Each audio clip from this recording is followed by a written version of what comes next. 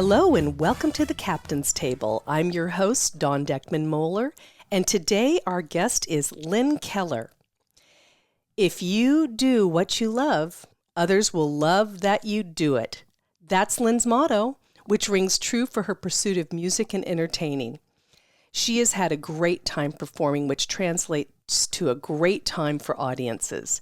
She believes that when you're on stage, every part of you is engaged. It's a feeling of being totally alive and involved. Lynn sings upscale jazz favorites, blues, and tender ballads, lending a thoughtful texture to her music. Her devotion to performing did not spring up overnight. She grew up in a family of musicians and performers. It's in her DNA to understand and appreciate entertaining as a challenging pursuit. Welcome, Lynn. Thank you, Dawn. It's good to be here with you today. I appreciate it. We are so excited to have you on the Captain's Table today. Lynn has some amazing stories to tell, and we're going to get an opportunity in this podcast show to hear about her history and her father, who was a great jazz trumpet player, Art Depew. And we're going to get to listen to some of her songs off her CD that was released in 2015. We're going to take a real quick break and come right back.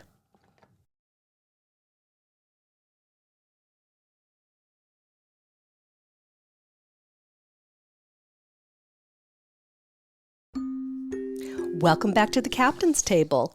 Today we've got Lynn Keller here. Lynn, so exciting to have you here, and I want to hear about how your career took off in the entertainment industry. Tell me your story.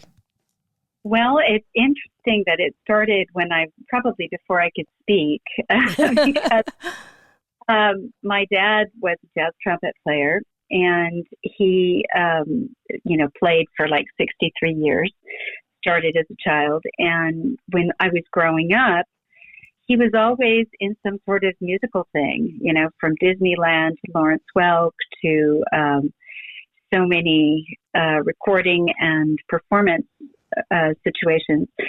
So as a child, a young child, about 13 months, I was on the Lawrence Welk show because Dad played as lead trumpet player for about 8 years. And Welk always had this Christmas show with the families, and so the family would come and he would parade all the families in front of the camera. So here I am about 13 months old in my dad's arms, and I have that as a memento from that period. And then just sort of as I started to, be a young child, I went with Dad to many shows that were done by the Welk group. We would go up to Tahoe for summers for a couple weeks. And the Lennon sisters were, of course, in that show, and they would teach me their routines. They were my babysitters. Oh, my gosh. Started being, enamored with music to begin with. And, of course, I idolized them because they were young and beautiful and talented and all this good thing, and the costumes and all the fanfare. So I learned their routines. And I sometimes came and sang them in primary school to my classmates. Good idea or not. I continued to sing with choirs just because I could do solos. I sang with the adults, was the youngest choir member for many years. And I lived with my mom, but because, when you live with one parent, parents are divorced, the other parent has a very profound impact on your life. And so I think that's why Dad's music really had a strong influence on me. He, over the years, played swing and jazz music, Dorsey Brothers, Dan Kenton, and toured 5 years with Harry James. Wow. He was really in the thick of it, He remembers when Frank Sinatra first joined the band. Oh, my goodness, Lynn. That's amazing. They made like $75 a week, and that was a big deal, yes.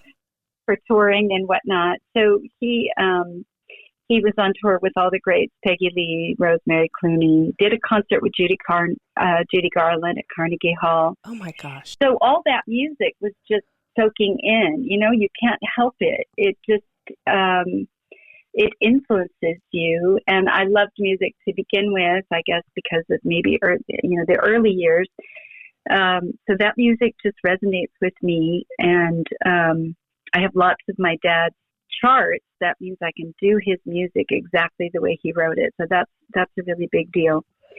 Just to give you a context, in his influence, he went to Juilliard. I didn't know that. Yeah, he went to Juilliard at one point, and he always said, my locker was right next to Miles Davis. Oh. Davis's locker. Oh my gosh. Yeah, he said, we really didn't know what Miles was doing. We were kind of mixed about it, but so he had these stories throughout his life about meeting all these amazing musicians, including Louis Armstrong. And, that was his idol. So I grew up with all these names, and it was second nature to me, to hear these stories about these musicians. And I think I was kind of a sponge about it. So let me ask you a real quick question, because you started this first segment with the fact that your dad was one of the lead trumpet players in the Lawrence Welk Band, and I wanted to make sure that everybody really caught that. If you grew up going to your grandparents' house on maybe a Saturday evening or Sunday, the Lawrence Welk television show was on television. So we all kind of grew up with that. What was Mr. Welk like? Well, he was like Pennsylvania Dutch, and he didn't learn English he grew up with German, and so he had this really thick accent. And just a quick background about that. My dad was fired 4 times because they didn't get along very well. And today, musicians that have either heard those stories or were present will tell you that my dad and Welk and Art Depew had these rows, and yet, Welk would hire him back. That's the next week, so he was kind of a difficult personality. That's a great story. At some point in time down the road, I was watching the Lawrence Welk show, doing my history last week, and I took a photograph of the 4 trumpet players. So I'm going to have to send you that photo, and you're going to have to tell me if your dad is one of them or not. It might have been the week he was not working there. Well, he didn't wear glasses. He wore the glasses the rest of his life, but he's usually, I think, on the left. Okay. Well, go on. I already love that we're talking about your dad working with Judy Garland and Peggy Lee, and his locker next to Miles Davis, and Louis Armstrong. Louis Armstrong played at one of the colleges in the 50s.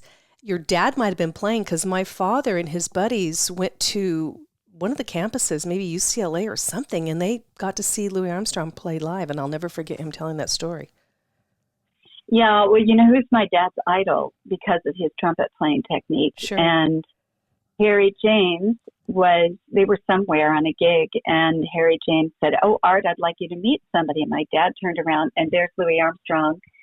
And he was starstruck, he met everybody, but, over the years, all these famous musicians, but Louis Armstrong was his idol. And of course, Louis Armstrong is this huge personality still. So it's a very big deal for him, to have that experience and really firsthand. How cool, right? Yes, absolutely. Gosh, just in the thick of it, like you said. Yeah.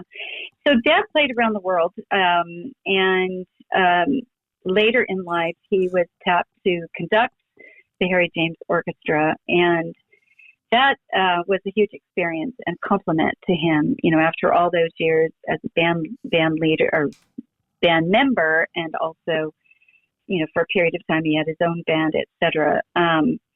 And why that helped me is because at a certain point when I started singing, especially the big band music, the librarian of the Harry James Orchestra offered me all of the vocals from the orchestra.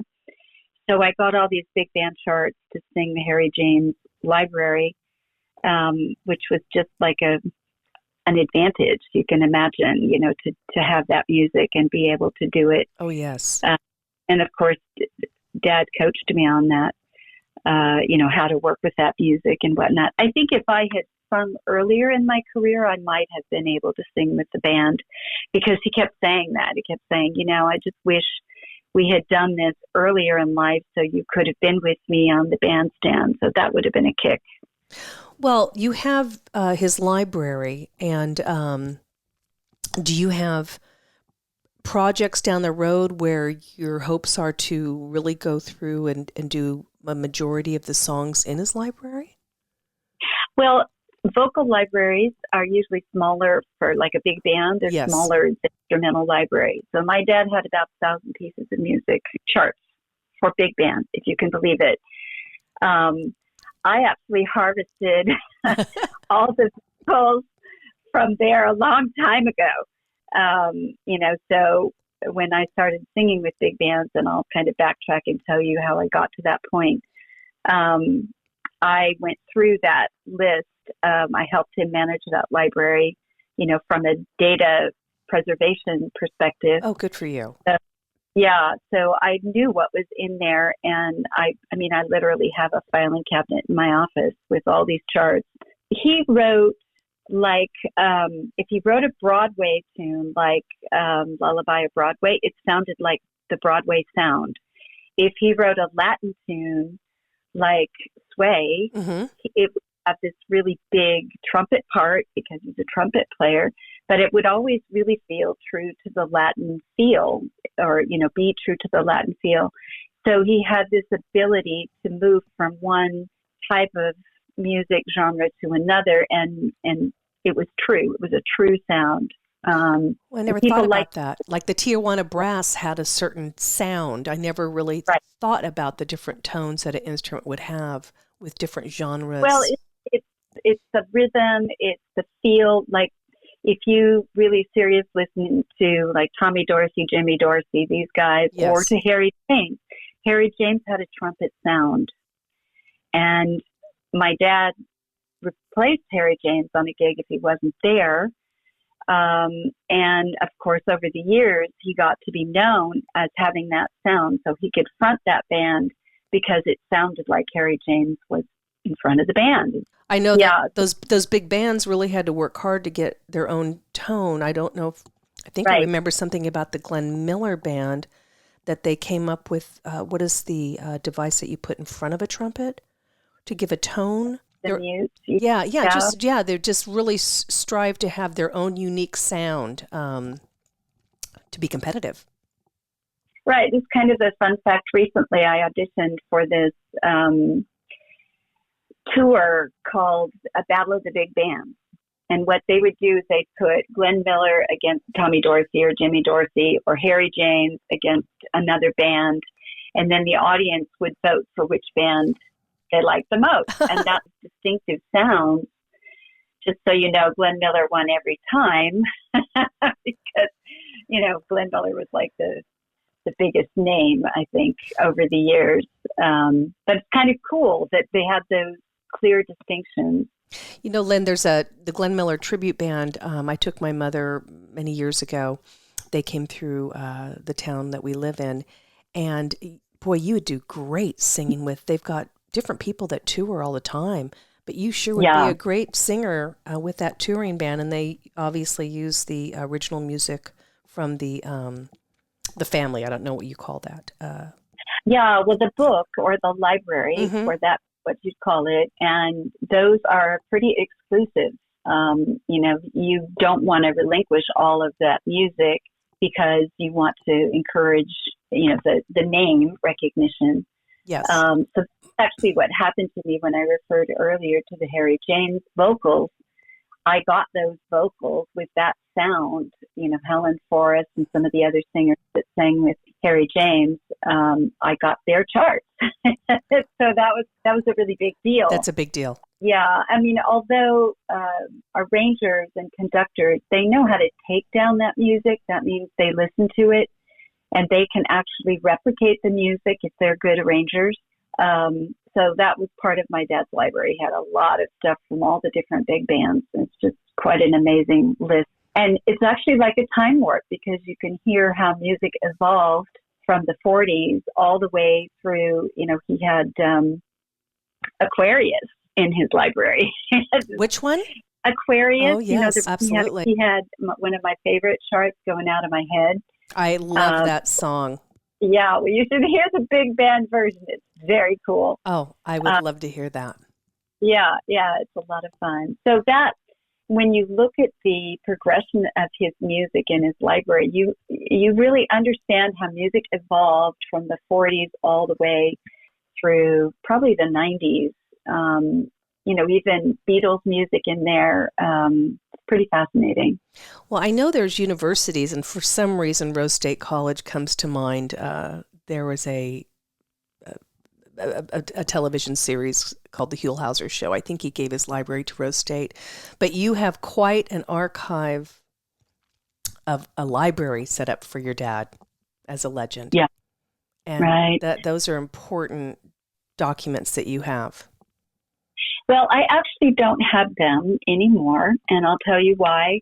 My dad was a firm believer, and I agree with him, that music is a live art, and if you hold on to something or you dispose of it, you don't let it live. So when he passed away a few years ago, I made a promise to myself that I was going to do something with his music. So I actually last year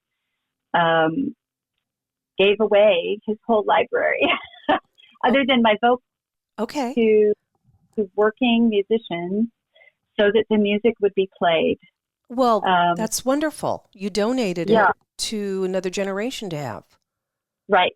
So it's going to into high schools and colleges, and not like a university library, but to actual bands that are still performing. I thought that was really important, so that's what I did. Lynn, that is wonderful.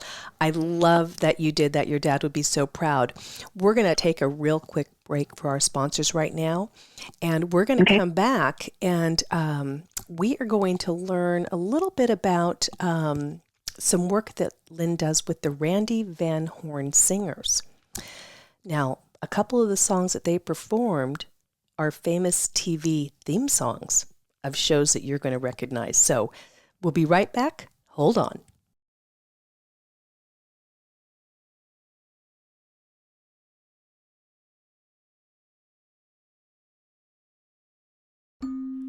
Welcome back to the Captain's Table. I am so enjoying hearing your stories, Lynn, about the big band era and your history and your father, and the work that he did. Art Pugh as a legendary jazz trumpet player with the Lawrence Welk Band, and all of the different celebrities like Sinatra and Judy Garland and Louis Armstrong that he got to work with. So in this segment, we want to learn a little bit more about your collaboration with your dad, actually really some of the things that you have been doing in actual performing. And don't forget, we do want to hear a little bit about those theme songs. Happy to do that. I think I mentioned earlier that I sang when I was a kid, and I was always encouraged, thankfully, by other people. And by the way, I always tell good singers the same thing. Keep singing. When people tell you singing, you're motivated to keep singing. It's like, it's a wonderful affirmation. So I did a little segue. I, of course, went to my 4-year college and did some singing there, but kind of off and on. And then I had a 25-year business career, and decided to stay home with my 3 sons, who were not small but not grown up yet. And I got to tell you, being a full-time mom is not really my cup of tea. I did the full-time mom thing, but I needed something else. So I talked to my dad about singing, and he literally said, "I'll work with you and take you as far as you want to go," which was such an endorsement. Yes. And so he recommended a fabulous singing teacher, Sue Rainey. Sue Rainey. That's Raney. I recommend you look her up because she is phenomenal. She's had another 60-year career. She's still my coach. Does she specialize in jazz singing? Yeah, she sang with Michel Legrand. She sang with Sinatra. She sang with Mancini. Oh, I mean, Mancini. I love Henry Mancini. yeah, she's got, if you go to YouTube, you can see her with Okay. Henry Mancini. Phenomenal singer and technical expert, which is why Dad said, she should be your coach. And as I mentioned, she still is, and she's a fabulous woman in addition to, all of her recording accomplishments and performing accomplishments. Anyway, so she's my coach, and Dad was my mentor, and he did everything from, sitting with me, working on specific songs at the dining table, to going with me to big band rehearsals and talking. He would talk in my ear, Dawn, and he would say, listen to what's going on in the sax section there behind the beat. Or the drummer doesn't know what's going on. Or the arranger at the end of that song ran out of ideas. So they just dropped the end of the song and it doesn't have a good ending, So he would put all this in my head, which of course gives you some distinction when you're listening to music. You have a better set of ears, and so it was kind of an important opportunity to sit with him in that vein. And he also said, "Don't be the clueless chick singer," which sounds biased, but what it means is don't come unprepared. Come with your music ready to go, organized, ready to pass out, numbered, know what your music is going to do so you can tell the band what to expect. Like if somebody has a solo in a section, you want to be able to tell them to be aware of that so they don't not come in when they're supposed to. So there's a kind of a roadmap. He was a true professional. Yes. And, thank goodness he taught me so many of those important elements. And consequently, I've had band members and leaders say, you know what you're doing, and we really appreciate that. So, well, that gives you the credibility, and people want to work with professionals, no matter what level you're at in your artistic endeavors. Well, and these musicians have spent hours. 10,000 hours is what's his name? The writer says that's kind of what puts you into the master category. But that's not really untrue. That's very true. You can spend 10,000 hours learning something and then maybe you master it. Yes. Especially music. Well, your dad was playing, you told me, at 13, so he'd been playing a long time. Well, and he would practice sometimes 8 hours a day. He would sit with the trumpet if he didn't have a job, and he would just run scales. That's how you stay 8 hours. That's remarkable, Lynn. Yeah, it's a real dedication. So if you're a Did he have neighbors that were close to him? Well, he lived in a house that didn't. I'm just kidding. But there's Art DePew again, running the scales. No, he built a studio in the back of the house. Nice. And worked there for years. And he even had a big band in there, when he was conducting. So that's where I rehearsed a lot. And that we don't have that house in the family anymore. But, I was a child there all the way through last year. So anyway, learning to be a good musician, to be a good singer, to have the credibility is a painstaking process. And it takes lots of practice, determination. He would always say, as you mentioned, it's in your DNA, which basically meant no excuses. Well, how did you develop your soft jazz style? Now, I've had an opportunity to listen to her CD that was released in 2015 called Notes from My Father, and you're going to get to hear some cuts from that or some tracks. But how did you get that soft jazz style? I love your style. Thank you.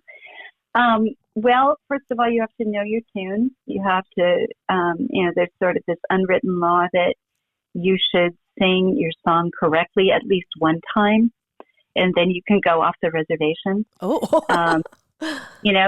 Pay tribute to the writer, to the composer.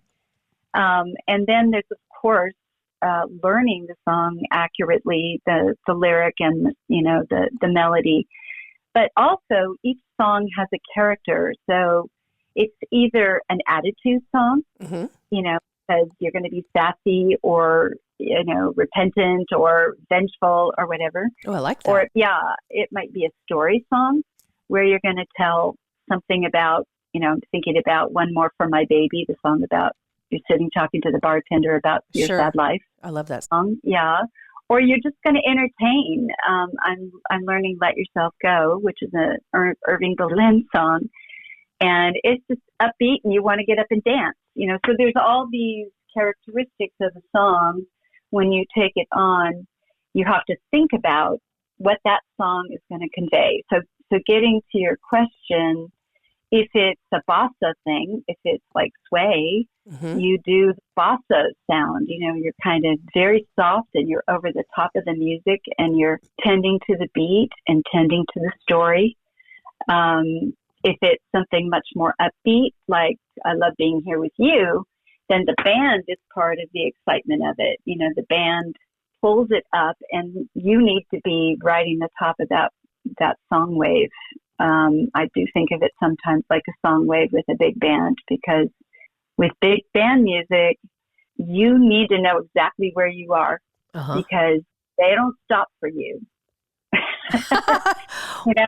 They have a roadmap, and if you don't follow it, I sing the song "The Man with the Bag." How come I don't know that? You've heard it. I've heard it. It's called "Man with the Bag." It's about Santa Claus. Yeah. If you play, you don't finish, or maybe you come in at the very end. You cannot. Because the band's moving. They've got that sheet music, and you better be on. Right. Well, would the orchestra director, would he manage that at all, or is it really you just need to be on point on those bars? Well, there are occasions where the conductor they'll give you a cue, right? Okay. But they really expect you, especially in a live performance situation. You need to know your stuff. Yes. You need to know. So what happens is you listen to the music and you listen for a cue. Maybe I'll hear a trumpet lick, or I'll hear a piece of ensemble. And songs are structured. Songs have sections. A jazz song has two A's, usually a B section, which is used. People hear about the bridge. Yes. And then it goes to the A section. And that's not casting concrete, but it's probably, 80, 90% of songs have that format. So you as a singer or listener of that music are listening for that structure. And that helps you find your place. Well, you have learned some great techniques, and it sounds like Sue Rainey and your dad have gotten you where you are today. You do some work with the Randy Van Horn Singers. Now, I looked them up. I want you to talk a little bit about that band of singers and share with us some of the songs that they've done as television theme songs. So Randy's group was formed around the late 50s, early 60s, and he at that time there were lots of vocal groups that did really complex vocals, in 4-part harmonies, kind of like what we now still have, the barbershop quartet idea. Right. Although in his case it was 8-part harmony. So he had all these very top session singers, Marnie Nixon, who did My Fair Lady, and many of she overdubbed for a lot of the starlets in Hollywood. Oh, my goodness. So he had those top singers in the Randy Van Horn Singers. And they were on the Nat King Cole Show, Mel Torme. They did a lot of his arrangements, which were very difficult. The average singer can't pick it up and sing it, spontaneously. The harmonies are unexpected. The jazz harmonies are unexpected. So, I'm learning to sing, right? And I'm singing with the big band, but I really wanted to work on my jazz chops and also, just build out my repertoire. So he said, you should join the Randy Van Horn Singers. I love your dad. Yeah, I was like, do it, right? And so what's tricky about that is, I was pretty new to this much more complex style of music. And when you're classically trained, you church and sacred music, you sing on the beat. Yeah. Right? You follow the structure, 4 beats to a measure or 3 beats to a measure. But with jazz, there's a lot more play.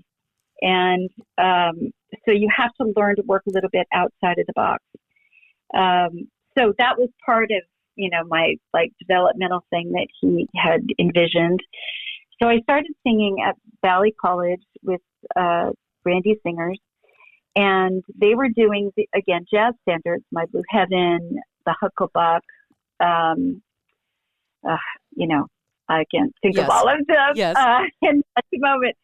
But essentially, they were tunes that we all know, many of them. And Randy had become famous in his own right for not arranging, but actually his singers sang the cartoon themes for so many cartoons. So which ones? The Flintstones, perhaps the famous one. So that recording that you hear from Hanna-Barbera is the Randy Van Horn Singers. The Flintstones song.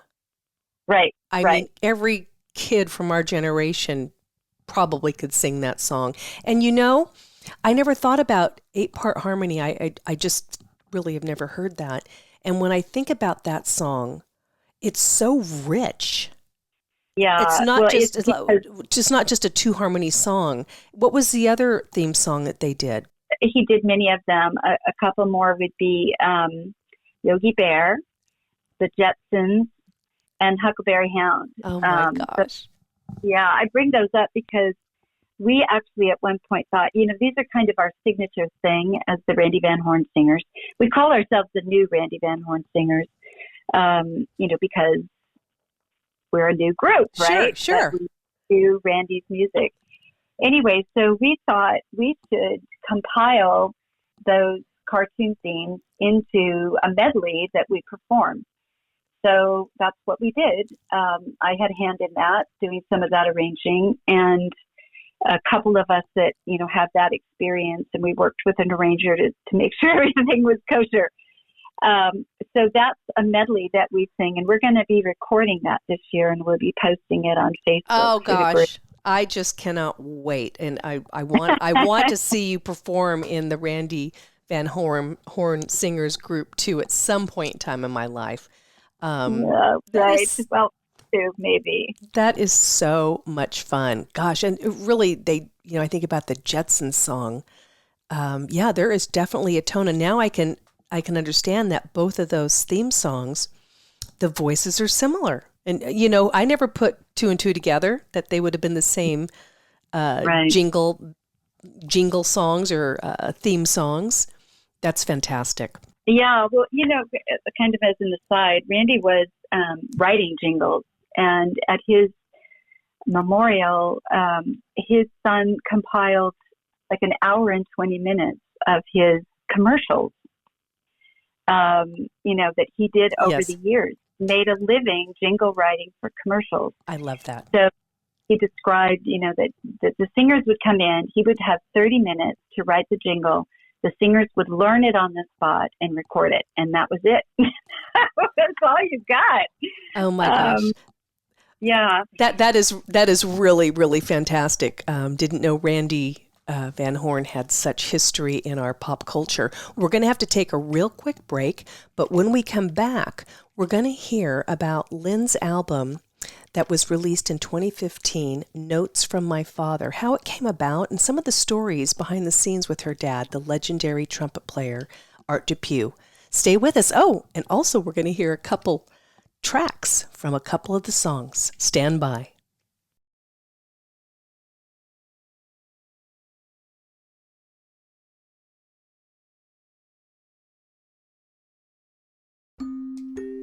Welcome back to the Captain's Table with Lynn Keller, This has been so much fun learning about the jazz industry with you and about your dad.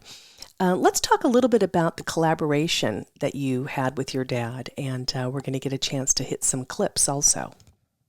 Thank you, Dawn. So we, Dad and I, decided that it would be fun to do a project together. From my perspective, doing an album is a huge growth opportunity. It's just, you learn so much about yourself, and you learn about the recording process, collecting the album, writing the liner notes, all of that. So Dad and I thought that would be a fun thing to do together. And he was sort of, still in the retired mode, but he was singing because he couldn't play the trumpet. And he was singing with the Randy Van Horn singers, along with me, which was a kick. And so we decided we're going to make this album and thought, it would be fun to do some big band tracks. So there are about, I think, 5 or 6 big band tracks, and then there's 7 smaller ensemble tracks. And so we sang together on 2 of the tracks, I Love Being Here With You and Basin Street Blues. Basin Street Blues on the album he arranged, and that's because he had a Dixieland Southern background. Mm-hmm. So I wanted to do that chart. There's a very cool segment in that chart, which is called a dogfight. And it's where the band, no vocals, the band just, they all do like this cacophonous thing, but it makes sense when you listen to it. Yes. So listen for that. It's very cool. Anyway, so we did that as a duet. We did the other duet, I Love Being Here With You, the Peggy Lee song. And, it just, it was a kick to work with him. And he stuck with me throughout the process, even though he was not feeling real well most of the time. He was relentless. Hence, I called it Notes with My Father, because, the reference to dance music. It's perfect. Yeah, thank you. Yeah, I love that aspect. I mean, we talked about a lot of different things, but that seemed to resonate. I also sing in French and Spanish, and so on that album, I wanted to show my ability to sing in other languages. One of the tracks was kind of cool. La Vie en Rose was arranged by Dick Williams. The author, I apologize. Edith Piaf in France sang, that was her signature song, La Vie en Rose. La Vie en Rose was her song, mm-hmm. and Dick Williams was Andy Williams' brother. Oh, I didn't know that. Yeah, he was a really good friend of mine. I sang with him on a couple of occasions, and he did many of those arrangements for Andy Williams. So he had this arrangement background. So La Vie en Rose on the album is actually Dick's arrangement. Oh, my goodness. It's got an accordion background. And Dick was also, in his 80s. And so I had this chance to work with these really stellar musicians, and also do the French and the Spanish. And I don't know, I love singing in other languages. It's very rewarding. And in Romance languages, you get all those vowels. Mm-hmm. And singers sing vowels. They don't sing consonants. So that sort of was a nice compliment to the album. Well, lead us into one of the tracks, Blue Skies by Irving Berlin. Okay, so Blue Skies was chosen as the first track on the album because I'm an optimist. I'm a person that believes that things will go well if you keep your head on straight. And I also love this song, and it's kind of been my signature song with all different bands. I have a couple of big band arrangements. I do it with my quartet. When we perform, I often do this song as the lead to the show because I'm so comfortable with it. And it's just about being optimistic and thinking that things are going to turn out all right. We're gonna take not a break, but we're gonna play right now. Audience, I want you to listen. We're gonna play a bit of a track from Lynn's rendition of Blue Skies. Here you go. Blue skies smiling at me. Nothing but blue skies do I see. Bluebirds singing a song. Nothing but bluebirds all day long. Oh, Lynn, that is lovely. That is such a beautiful song, and I just love, like I said, your soft jazz style in that wonderful version of Irving Berlin's Blue Skies. Well, thank you. You know, that's one of those moments that it just seems like such a natural thing. I don't know how to describe that, but I think you mentioned early on that I believe music it's like a natural thing that comes out of you or not. Mm-hmm. And when you're in that moment, in that, you know, in front of a band or performing or practicing, and the music comes together, and all of a sudden you feel like this is what you intend to do in life. It's just perfect. Now you have another track that we're going to play. Talk to us about the song that your father sang, because that's going to be the next track I'm going to play. Oh, that was Basin Street Blues. And that's from like Dixieland, Mm-hmm. Louisiana tune about Basin Street, New Orleans. And he wrote that chart. He wrote the big band chart, and it's actually, you know, solo vocal, but we did it together. So that's what you'll be hearing. Well, hold on right now. We're going to go ahead and play this track with Lynn and her father, Art Depew. Take a listen. I like your style, I love your sound, my dear, it's true when you're around.